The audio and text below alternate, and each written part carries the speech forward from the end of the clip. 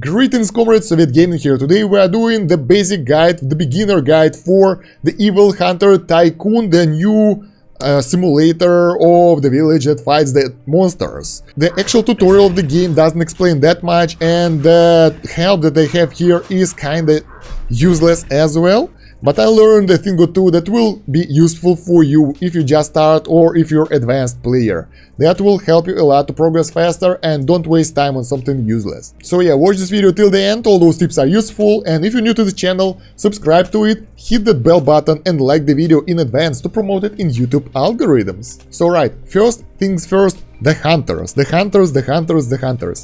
I strongly don't recommend investing a lot into the normal ones and the rare ones. They are pretty common, you can have so many of them, and you will have several of superior and legendary ones that are so much better, and they worth so much more of your time.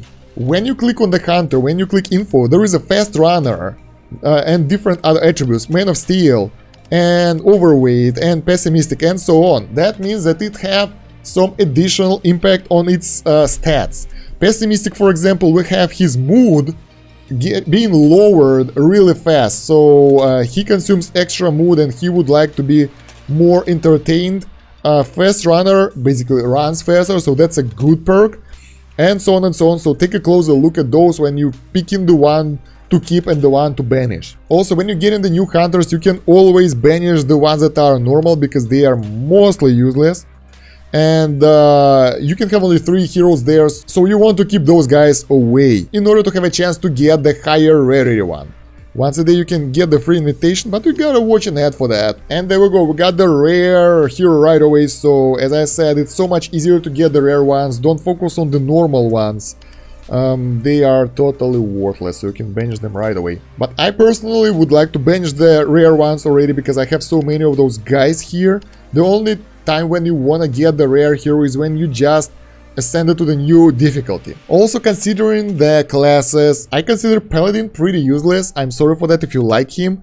He's a good defender, but since the guys outside are running all by themselves, Paladin will be struggling to get XP because they can't team up as a team, as a party, and the Paladin will be somewhere in the corner fighting those guys, fighting the enemies, and they will get him sooner or later, and there will be no reinforcements for him. So in case if the developers will introduce the party mechanics when this video will be out and you're watching it, don't mind that. Paladin will be good if he can be partied with someone else. So yeah, I'd strongly recommend focusing on the sorcerers, on the rangers and berserkers for the melee, because those guys together work way better than Paladin. So if you want someone as a melee character, work on berserker. They have more damage, they are more angry, and they will be more useful. The only hope I have for the Paladin is when he will ascend later in the game and he will get that silver weapon, because Blessing will get him even more tankier, but that doesn't mean that he will survive anything.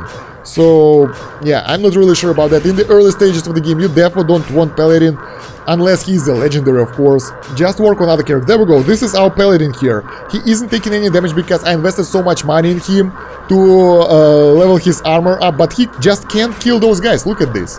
It's taking forever for him to kill them. So unless he's working together with a mage, he will most likely be overwhelmed by enemies and killed. Yeah, now with the reinforcement scheme, he's useful, but it costs so many resources that if you invest them in someone different, it will be more efficient.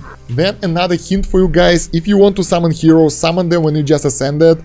There are a lot of scrolls that you will get that will allow you to get higher rarity heroes, so don't worry about that. You will get high tier guys sooner or later, so we got several superior heroes here. Yeah, and banish all below. There we go, so we got 3 superior heroes right away. It's easy to get them, so that's why you don't want to focus on the rare ones. Before banishing someone, if you want to get rid of him, make sure that he doesn't have that much money. This one is rich, so we can sell all the unnecessary items that we have from the shop to him, because he will be gone, and whatever, it doesn't matter what his gear is, we just need his money. We can even downgrade his gear a little bit for the sake of removing unnecessary stuff from the shop. And after we sold everything that we don't need to him, we can just say him, I'm sorry, you, wait, блять. And after we sold everything that we don't need to this guy, we can actually say, I'm sorry, you gotta go and he's leaving your village. Okay, next tip is considering the hunting area. I consider first area with the primals and the last area with the demons are the most important ones. I usually skip the undead one because those guys are necessary for your gear crafting. Let me explain. You want to start crafting those purple weapons and the gear as soon as possible, but in order to get them, you need wood, which is being dropped everywhere, dust, which is being dropped everywhere, and the essence of vampire core. That is being dropped on the last area. Or essence of the blue succubus, which is being dropped in the last demon area as well. So in order to get the purple weapon, you gotta get resources from those guys in the demon area. Same goes for armor. If you want the armor for the tank, you can get this one. It requires vampire and the demon parts. If you want the damage one, you want the succubus and the demon parts. That's it. So you don't need those parts from the first area, you don't need those parts from the undead area, they are totally useless. I don't know why. And if you enchant your gear properly, you can use your older tier gear in this tier. If it's purple and upgrade to +10, it's good enough to fight in the demon zone if you have plenty of heroes. Specifically, if you focused archers, your rangers on this weapon, that does additional damage to the demons. I really like this one. And to get it, you need to kill demons anyway, so yeah, this seems like a good option. Chasing something like those orange weapons and gear is pretty hard because by the time you'll get enough resources, you can ascend to the higher tier, and there is no point of getting those, at least right now. Maybe in the higher ascensions, in the higher difficulties, it will be important, but right now it's kinda useless. Same with jewelry, you either want the attack ring, this one that gives you attack and attack speed from the vampire pieces, or you want this one for the tank that is from the succubus, so there is no point on fighting anything else. So if you can fight the demon area right from the start, you should do that because that will give you the most rewards. And that will save you a lot of time of grinding something useless. Because getting those demon parts is really taking some time. So since we're talking about the money, let me explain you how to get money quite easily in this game. First of all, you want to focus on upgrading your buildings that are working on your consumer satisfaction. So those are the hospital, the tavern, inn, and so on and so on. Because those will give you a really steady high income. When you're done with that, you want to upgrade the bounty hut in order to get the proper bounties for your difficulty that will give you extra income, and your heroes will get extra income and XP as well. After that, if you have enough resources to craft the proper weapons, you want to upgrade the blacksmith and the weapon shop, because weapons are more important than the armor. High damage, you can one-shot enemies. If you have high armor, you will still die. After that, if you have enough resources, you gotta go for Alchemist's Home and the Potion Shop, because those will give you so much gold. You will just buy infinite amount of this magic powder and craft so many of those potions that will be sold to your heroes so easily, and that will give you extra income. And of course, having something like bank will never hurt, so those things will help you a lot with the income as well. Moreover, if you aren't there yet, the later buildings that upgrade your hero stat, they require phoenix feathers, and those can be gathered only in the dungeon. Yeah, you always have to do dungeon. Dungeon is really nice, it gives you hats, that's the only way to get hats, or Colosseum, because here you can get extra feathers as well, and those will help you to progress way faster. Since fights in the Colosseum are being matched by the item level, it's really important to have highly enchanted purple gear, because having low enchantment orange gear will put you against the stronger opponents. So in order to increase your chances, you have to have at least 2 heroes that are properly enchanted and use them to gain more resources. So yeah, don't forget to do all your daily activities, like do all the PvP attempts that you have to get those resources. They are really important. You might not know that, but when the hero reach level 100, you can send her right away, or him, right away to reincarnation to get to the higher tier. After that, they will get way less XP in this tier, in this difficulty, but they will be way more powerful and ready for the next ascension. To get from one difficulty to another, you gotta get enough of those reincarnated hunters, and you gotta do it as soon as you can, because you will be able to get better gear, better resources, and you will get your heroes way stronger that way. Since we're talking about the heroes, you want to have proper hats for them.